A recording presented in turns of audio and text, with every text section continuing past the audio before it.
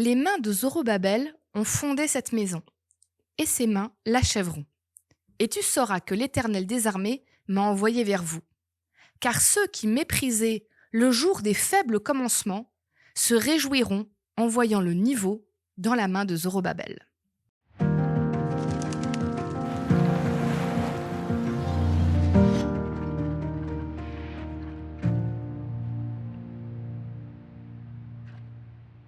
Ma maman est fatigante. Ah si, je t'assure, je l'aime, hein. Je l'aime, maman, je t'aime. Mais elle est fatigante, parce qu'elle a toujours raison, comme beaucoup de mamans. Pas toutes, mais beaucoup. Et vraiment, quand tu es adolescent et jeune adulte, ça saoule. Tu veux faire tes choix. Tu veux faire des choix différents de tes parents.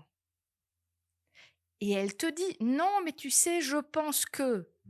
Et toi, tu dis, ah, je ferai ce que je veux. Puis tu fais ton truc. Et ça plante. Et tu finis par faire ce que maman avait dit. Bon, heureusement, elle est quand même gentille parce que elle sait que j'ai horreur de la phrase «Et je te l'avais bien dit», donc elle me l'a dit jamais. Peut-être qu'elle la pense parfois. Tu connais ce moment où tu es du côté de la personne qui avait raison? Peut-être même tu as un projet, tu as quelque chose qui te tient à cœur, tu as envie de faire, et tu as toujours des gens qui vont être négatifs, qui vont critiquer, qui vont te mettre même des bâtons dans les roues pour t'empêcher de le faire. Si tu arrives à faire ton projet, tu as quand même un peu envie de leur dire «Ah, vous avez bien vu? T'avais dit que je pouvais pas le faire? Eh ben regarde et pleure maintenant». Ah, c'est humain. C'est la frustration qui sort là. C'est un petit côté agréable de pouvoir se la péter un petit peu en disant j'ai réussi.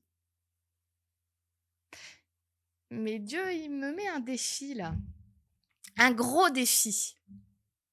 Tu vois, on parle toujours de Zorobabel, qui avait ce projet de faire le temple. Et Dieu lui promet, oui, tu vas le faire, le temple. Tu vas y arriver. De ton vivant, tu le finiras. Et tout le monde saura que je suis Dieu, parce que même ceux qui se moquaient de toi au début, quand tu as fait des tout petits commencements, quand tu as mis la première pierre, tous ces gens-là qui t'ont mis des bâtons dans les roues, ils vont se réjouir avec toi que ça ait marché. Tu imagines, Dieu est en train de te dire, le but, c'est pas de leur prouver que c'est bien toi qui avais raison.